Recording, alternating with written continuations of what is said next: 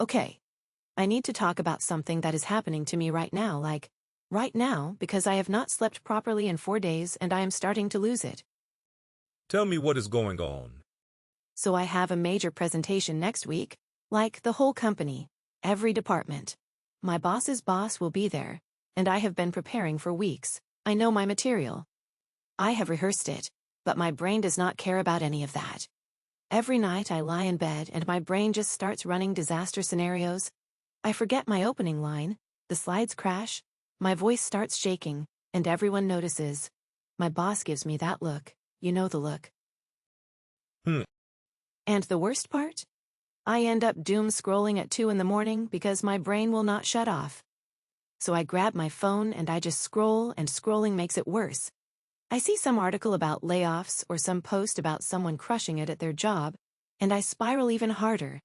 It is like my brain is an anxiety machine that someone left running, and I cannot find the off switch. Have you tried anything to stop it? Everything. I have tried meditation apps, breathing exercises, positive affirmations. I literally stood in front of my mirror and said, "You are going to crush this presentation." And my brain immediately said, "No, you are not. Here are 12 reasons why. I know worrying does not help. I know that.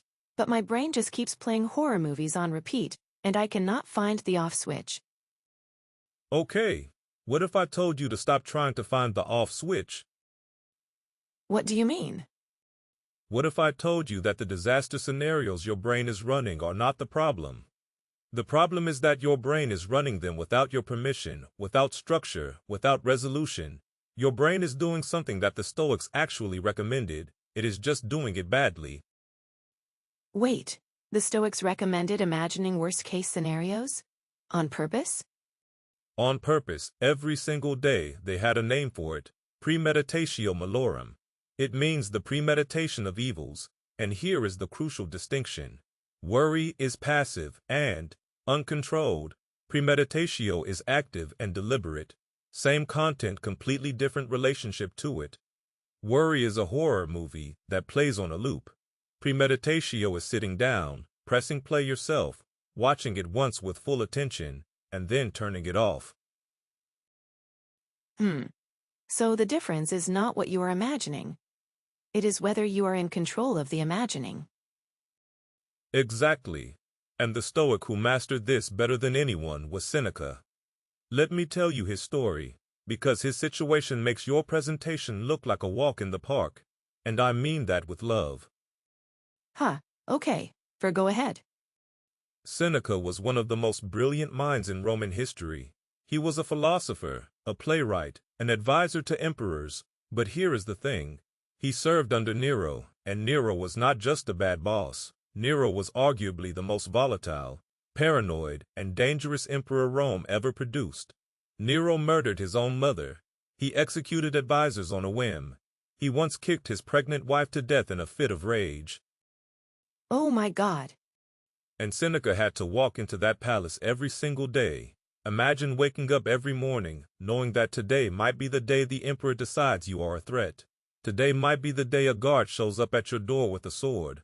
That was Seneca's life for years. So what did he do? He wrote something remarkable. He wrote, "Rehearse them in your mind, exile, torture, war, shipwreck. There is nothing that we may not expect." And in another letter, he wrote the line that I think about almost every day: we suffer more often in imagination than in reality. We suffer more often in imagination than in reality.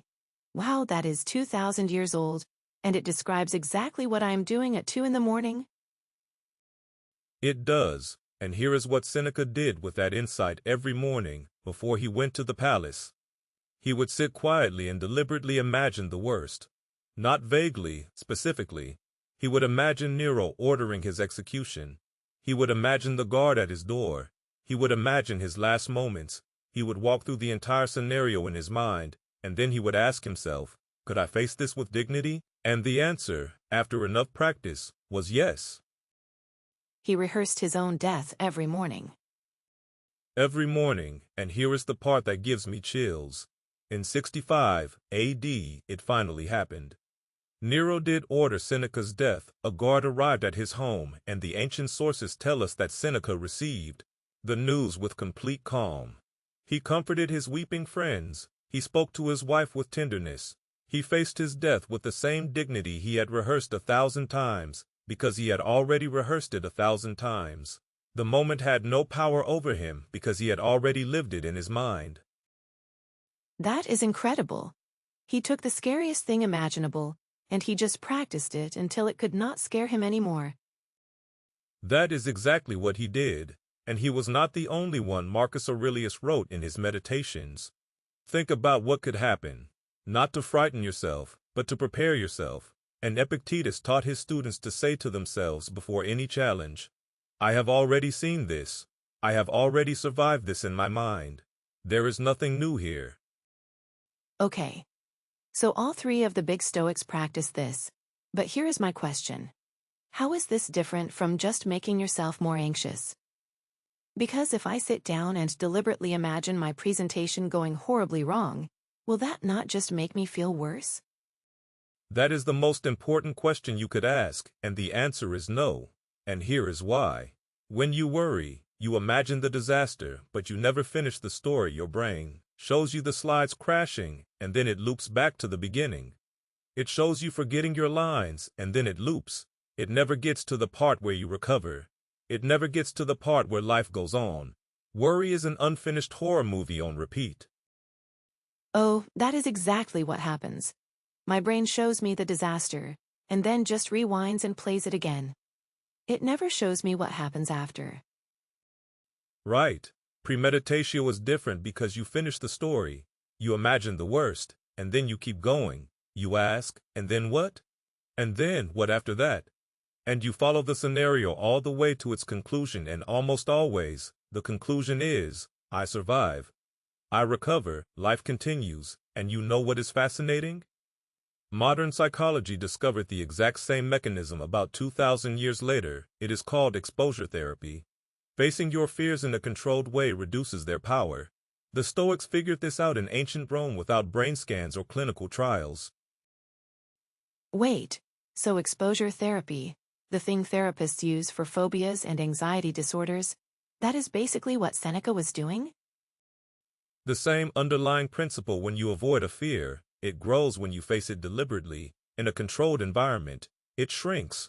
Your brain learns that the feared outcome is survivable. The anxiety loses its grip. Seneca was doing cognitive exposure therapy in 60 AD. That is wild. Okay, so can we try this? Like, right now? With my presentation? Let us do it. Tell me, what is the absolute worst thing that could happen during your presentation? Okay, the worst case. I walk up to the front of the room. I open my mouth and nothing comes out. I completely freeze in front of the entire company. Good, you froze. Everyone is looking at you now. Then what? I guess I would take a breath. Maybe say something like, sorry, let me start over. And then I would look at my notes and start again. Okay, and then what happens? I mean, people would be uncomfortable for maybe 30 seconds, but then I would start talking, and they would move on. People forget awkward moments pretty fast. Can you survive 30 seconds of discomfort? Yes, obviously yes. Then the fear just lost its power. You just did what Seneca did every morning.